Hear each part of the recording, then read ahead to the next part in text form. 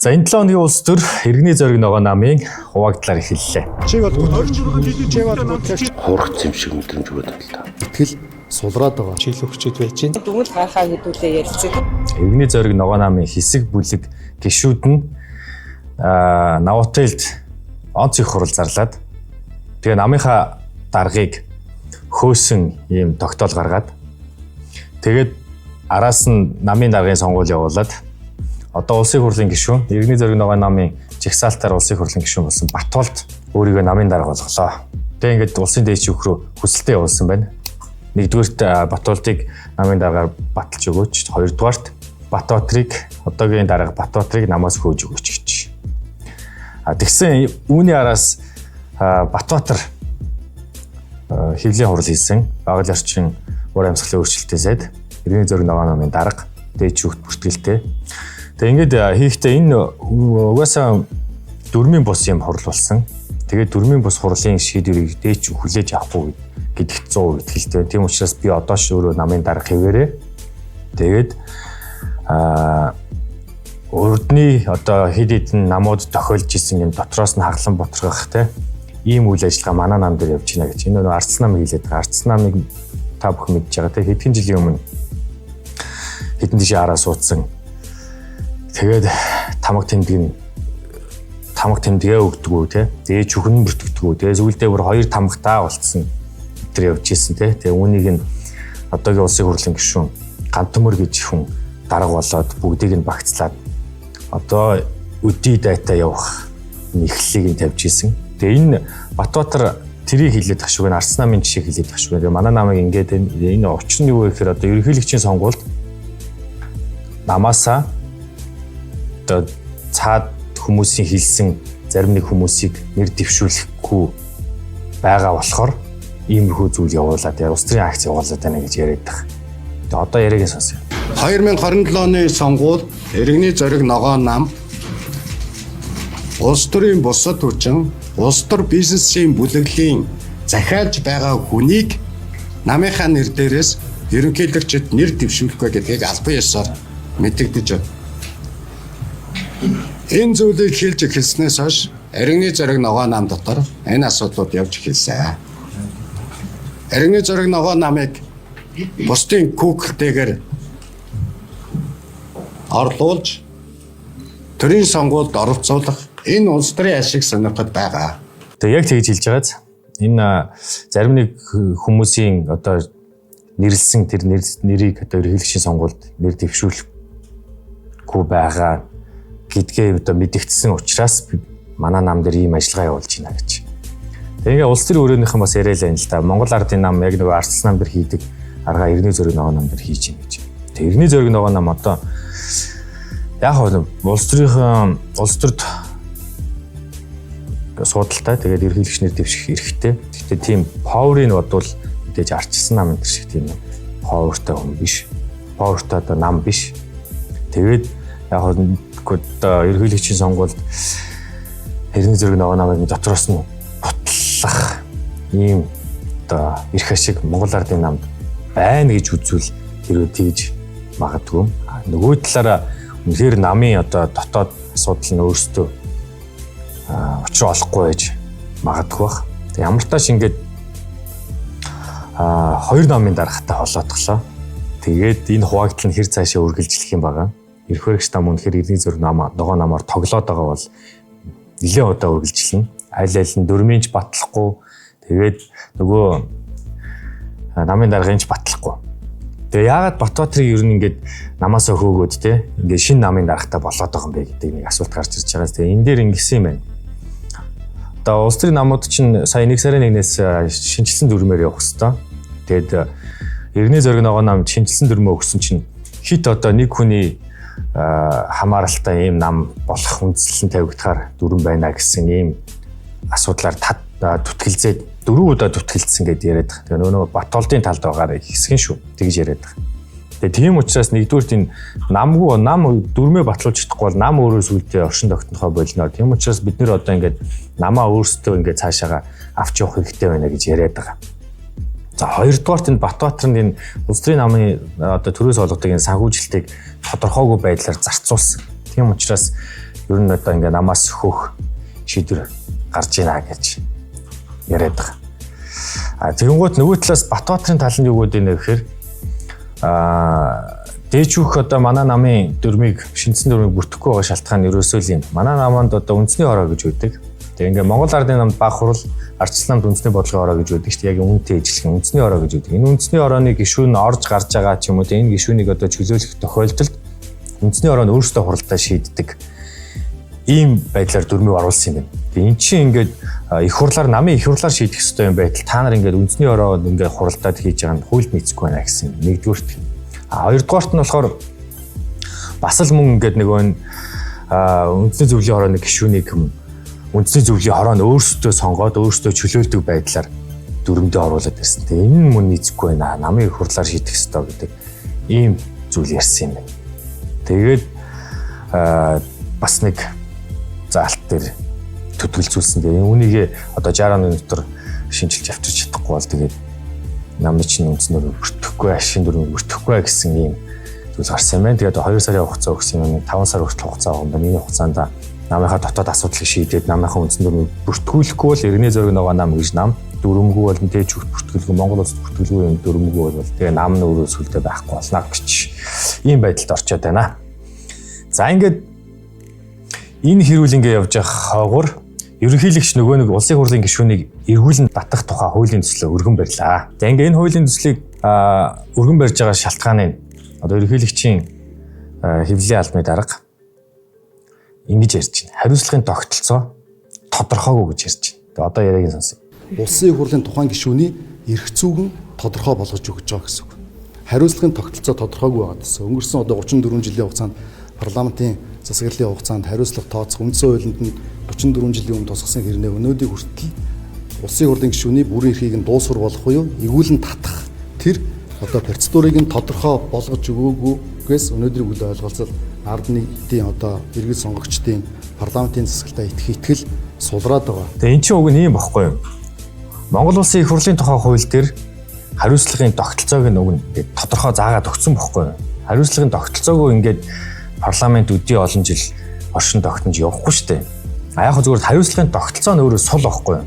Ёс зүйн тэр дэд хороо нь жишээлбэл цалингийн 20% гэх шиг те уучлалт гуйлгын гэх шиг нэг юм сонин юм хариуцлагын тогтолцоотой байхгүй юу?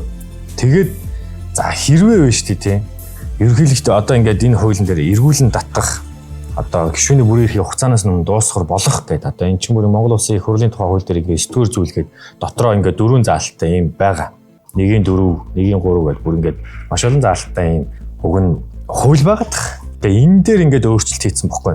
Түүнээс хариуцлагын тогтолцоогүй биш тогтолцоо бол байсан. Тэгээ одоо ерөнхийлөгчийн хуулийн төсөл нь өөрөө ди парламентд ороогүй. Ди парламентаас ороод үзэхээр ди парламент руу орохоор байхгүй алдаа заагаад байна.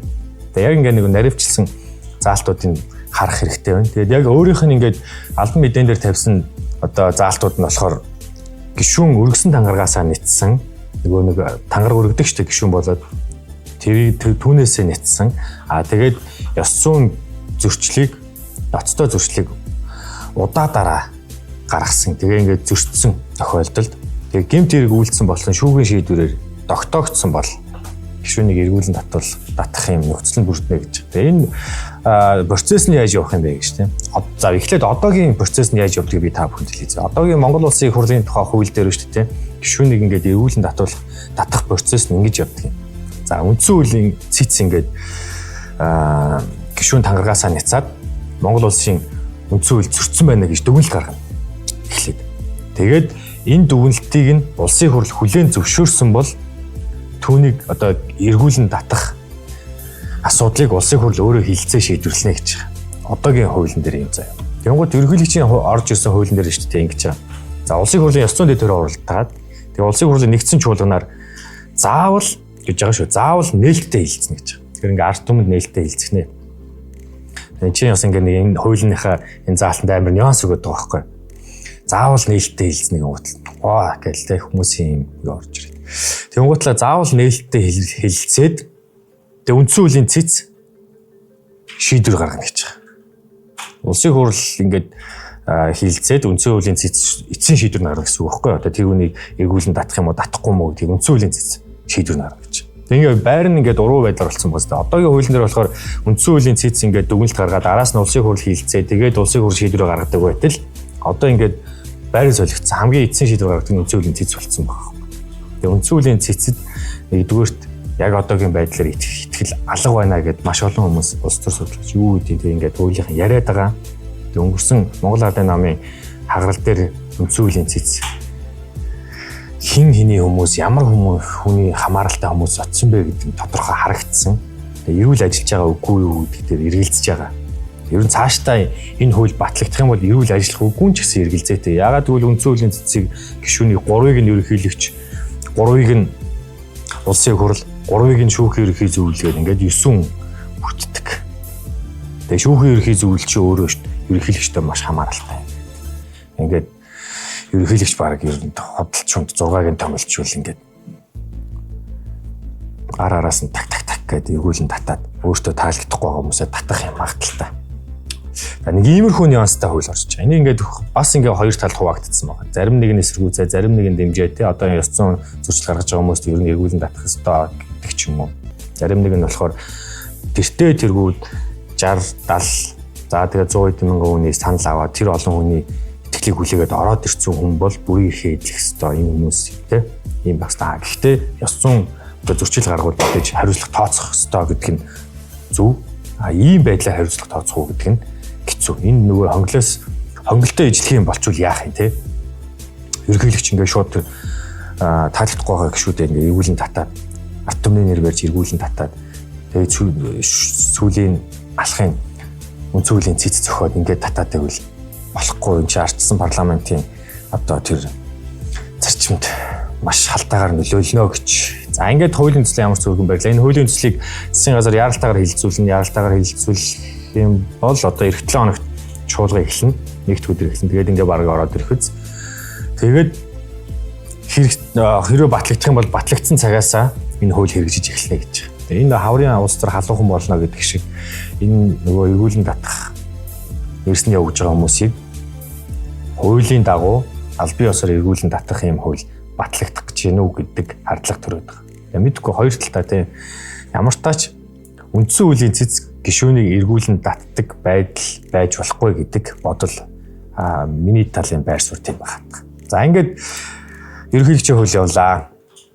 Тэгсэн нөгөө талд өнөөдөр яг энэ ерөнхийлөгчийн сонгуультай холбоотой, ерөнхийлөгчтэй холбоотой сүүлийн үед маш их яригдж байгаа. Алтан уягийн хөгжлийн банкны хэрэгтэй холбоотой эрүүгээргийн дав заалтах шатны шүүхийн магадлал гарлаа. Тэгээ түүний өмнө нөгөө нэг шүүхээр энэ хөгжлийн банкны хэрэгтэй холбоогүй мэн гэрэн группт одоо ямар нэгэн байдлаар өөрийнхөө нөлөө үзүүлж зээл олгоогүй юм байна гэдэг цагаатгсан 2-3 удаа. Тэгсэн чинь тэр цагаатгсан нь одоо буруу байсан юм байна гэдээ прокурор дээд шүүхт гомдол гаргаад дээд шүүх тэрийг авч хэлцээд ингээд өнөөдөр магадлал гаргаад цагаатгсан нь буруу байсан юм байна гэдээ цагаатгсан шүүхийн дээр хүчингүй тооцлоо. Ингээд ерөөдөө гин бүр утаа тооцож байна гэсэн үг. Тэгээ ингээд дахиад борцоос үргэлжилнэ. Тэгээ алтан уяг яг энэ шүүхээс гарч ирээд өөрөө яриа өгсөн. Энэ яриаг сонссон. Улс төрөл асуудал шүү дээ. Энэ алтан уягийг нэг явуулахгүй байх юмсан л гэдэг нэг хаашаа ч мэдэхгүй л нэг хөдөө туршаад нэг 4 жил явуулаа шүү дээ. Тэр л үргэлжиж байгаа гэж би харж байна. Манай өнгөд шийдчихлээ шүү дээ. Анх шатруу улсаж хамтаад явах юм бол дахиад. Тэгэл нөгөө нэг ерөнхийлөгчийн сонгуулийн асуудал яваад байгааз. Одоо ингээд бүх ерөнхийлөгчийн сонгуулийн бэлтгэл ажил ингээд эхэлсэн байгаа. Жил үргэлжлэх нэ шүү дээ. Бид нэр одоо энэ ерөнхийлөгчийн сонгуулийн PR-ыг харж тэ. Улс төрийн тоглолтыг харж. Тэг ингээд ерөнхийлөгчийн сонгуульд ингээд намайг гэсэн чинь ийм зүйл болж байна гэдэг өөрөө ярьж байна. Тэгээ алтан уягт одоо ямар боломж байгаа вэ гэхээр улсын дээд шүүхт мэдээж гомдол гарганд дав заалтах юм. Гомдол гаргах юм боломжтой. Тэгээ улсын дээд шүүх тэрийг хүлээж авах юм уу те. Ингээд цаашаа процесс үргэлжилнэ гэж. За ямар тач цагаатгсан шүүхийн шийдвэр нь хүчингү боллоо гэж. Тэгсэн өчигдөр Монгол улсын ерөнхий сайд Зандан Штар Рио Тинтогийн зарим нэг удирдлагуудыг хүлээн авч уулзсан. Ингээ уулзахдаа их сүртэй. Одоо ингээ яриагийн та бүхэнд ихлээр сонсгочод ирээ. Тэгвэл илүү сүртэй байгаа. Эзэн ямаа жиргэн усаах штэ гэд өмнө хэлчихсэн. Алтыг наваад авдрыг хийж болохгүй. Хариултууд бол өмнө хэлэхэд бидэнд таалагдахгүй байна. Энэ хүмүүс Монголын ард түмэнд Монголын парламентод ингээд хуурах юм шиг мэдрэмж өгöd байна л та. За манай ууралс таалагдахгүй байна те наа чинь ерөөсөө ингээд Монгол улсад ямар ч ашиггүй байна. Бид нэр одоо ер нь ингээд одоо өөрсдийнхөө өртгөстэй хөртмөр байна. Тэгээд ер нь таалагдахгүй ингээд олно шүү гэдэг ч юм уу те. Иймэрхүү зүйл ярьсан. Тэгээд нэг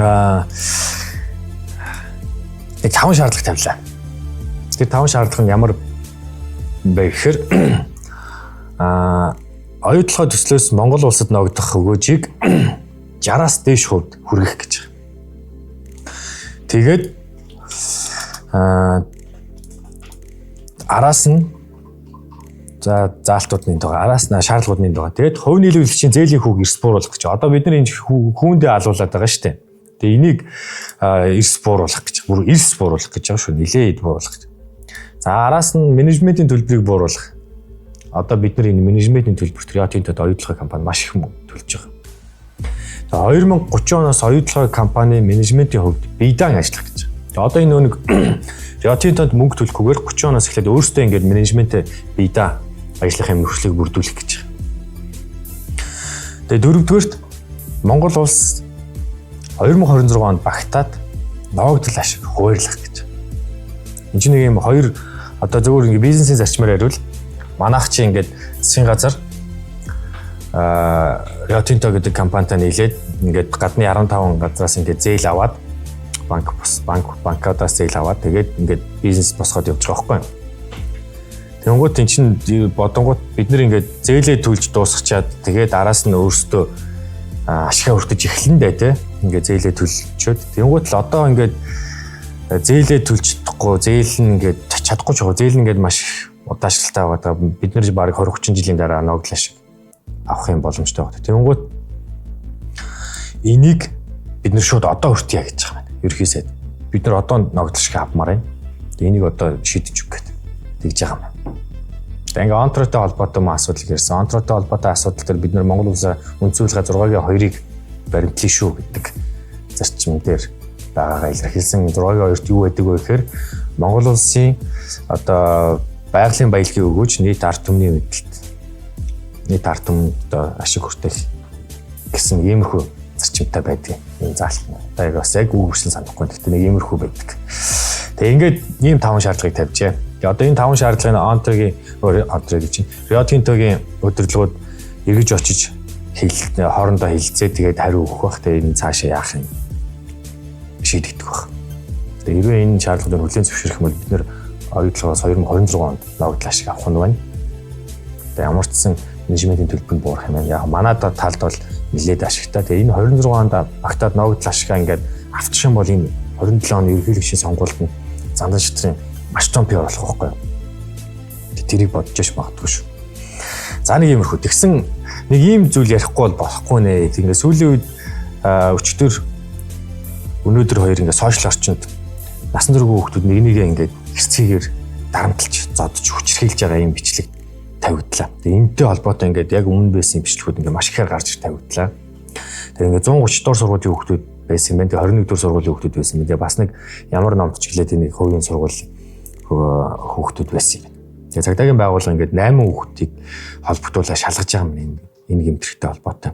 Тэгээ ер нь ингээд нэг 2 охин 2 эрэгтэй байгаа юм байна. Энэ хоёр ер нь байнгын ингээд бичлэг хийж тогтмол ингээд хүүхдүүдийг хүчрхийлж мөнгө авдаг, эд зүйлсийг дээрэмддэг юм байна. Тэгээ түүнийг ингээд бичлэгээ ингээд одоо өөрсдийнхөө юм нууц групп тавьдаг ч юм уу тэгдэг. Тэгээ энэ Шангрила авир тэр нэг хүүхдийн яриад байгаа Шангрила авир ер нь ингээд цуглаж яадаг. Тэгээ ингээд Шангрилагийн дөрөв давхарт камергүй юм хэсэг байдаг. Тэр хэсэгт нь очиж нөгөө хүүхдүүдэд зодож дарамталдаг юм. Тэгсэн энэ нөгөө нэг хэргийн хаанаас ингээд сурвалж сэтгүүлчид ингээд хөөцөлтөд тэгээд сургууль дээр нь очиж эцэг эхчүүдээс болон тэгээд сэтгэл зүйчээс яриа авсан. Тэгээд надад энэ сэтгэл зүйчийн яриа үнэхээр таалагдахгүй байгаа учраас би энийг ингээд албаар та бүхэн сонсоолъё гэж бодож байна. Энэ дээр ингээд сэтгүүлчид өөрсдөө ингээд маш тодорхой асууж байгаа. Та тэр асуултын ч гэсэн сонсоорой. Энэ сэтгэл зүйчийн яриаг сонсон.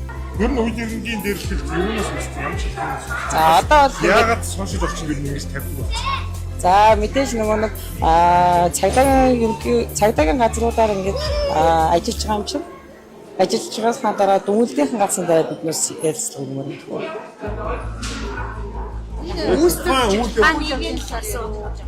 Үйл явдал болсны дараа тэр охин яг маргааш наамт. За яг нөгөө нэг шүүхийн дүгнэлт гаргахаа хэдүүлээ ярилцдаг. Тэр өөрөө яг тэр охин зөвхөн үзсэн үү? За ямар ч шүүхийн дүгнэлт гаргаад ярилцдаг.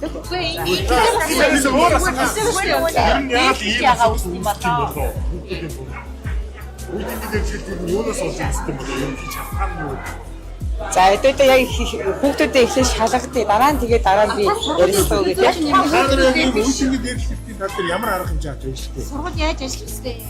Сургууль мэдээж хүүхдийнхаа сэтгэл зүйн дэмжлэгийг үзүүлнэ шүү дээ. Зүгээр ингээд суугаад биднээс дээрлэлийн эсрэг юм ямар нэгэн үйл ажиллагаа хийхгүй байна гэж юусоо байхгүй.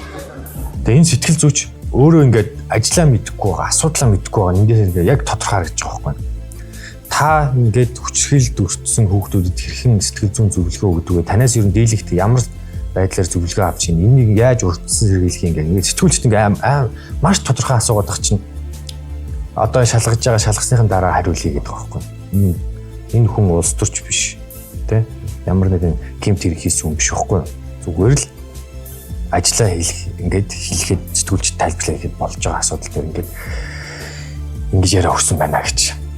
Тэгээ за араас нь боловсролын сайд гарч ирээ яриаг л. Боловсролын сайд юу гэсэн бэхэр нэг юм хоёр зүйл дээр анхаарал хандуулах гэж байгаа юм. Нэг нь аюулгүй сүлжээ гэжлүү юу гэлээд байна. Нөгөөх нь болохоор одоо 16 хүртэлх насны хүүхдийг сошиал ортонд ингээ хязгаарлах ийм хуулийн боловсруулж байгаа юм. За одоо яриаг нь хамт сонсъё. Тэгэхээр бид бол аюулгүй сүлжээ гэсэн энэ бодлогыг бол энэ үеийнгийн дэрлэгэлтийг харилцах зорилгоор тавьж байгаа. Хоёрдугаарт нь бид нийгмийн сүлжээнд хүүхдийн оролцоог зохицуулах тухай хуулийн анхдагч хуулийн төслийг өргөн барих бэлтгэл ажлаа хангалаа. Бид нийслэлийн боловсролын газраас дамжуулаад тухайн сургууль дээр бол ажиллаа, нөхцөл байдлыг тодруулах гэсэн юм чиглэл өгчөд байж байна. Ерөн зүгээр хамгийн түрүүнд эцэг эхчүүд л хамтран ажиллаж энэ асуудал бол намжих ёстой. Энэ асуудал дахин гарахгүй юм нөхцөл үүрдэх ёстой. Тэгээ боловсролын байгууллагууд ямар ч чиглэл өгсөн юм байна. Тэгээ ингээд өөрчлөсөн сэргийлэх ажлууд одоо хийгдэж эхлэх гэж байгаа юм байна. Тэгээ энэ үе тэнгийн дээрлэхэлт дарамт тий энэ ингээд үеийн үед байсаар ирсэн.